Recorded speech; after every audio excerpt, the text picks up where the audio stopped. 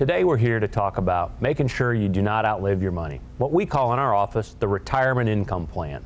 This is so important because advisors in the past have focused solely on planning for the accumulation stage, not for the income plan.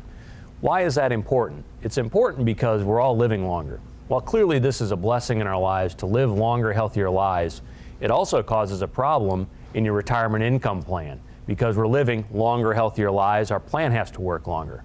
Also, the world has changed. In the past, we've had pension plans, money that we could count on. In today's world, we have to save in our 401ks, 403bs. We're saving for ourselves versus a defined amount that we're going to have and be able to count on. Also, how we equated for this has changed over time. In the past, we've looked, as you can see on our slide here, at a set rate of return. So we said, okay, the stock market's averaged 10%, bonds is averaged 6%. We do a 50-50 mix, we get 8%, which by the way is an artificially high number. But we assume we put X dollars in, we spend the money, and then when we pass away, our kids inherit the balance.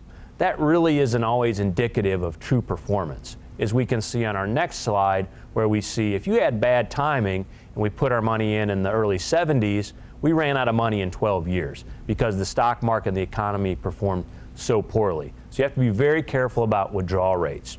This is the old past performance is not indicative of future results disclosure that you see. So how do we resolve this? We resolve this now using a Monte Carlo analysis, which is basically taking good and bad and average economies. So we're taking the average, but we're taking really good times and really bad times in developing a probability analysis. So we want to look at what happens in good economies and bad economies. This is one of the ways we tackle this. So finally, what's our two real keys to success? Well, first, as we saw on our slides, we have to have a reasonable withdrawal rate. If we withdraw too much money too fast, we can draw down our retirement income very, very quickly. A little easy oversimplistic one that we use is your age divided by 10 minus 2. So if you're 70, you divide by 10, that's 7 minus 2 is a 5% withdrawal rate. Now this is oversimplified, but may give you some idea of what you might need to withdraw based on your current age.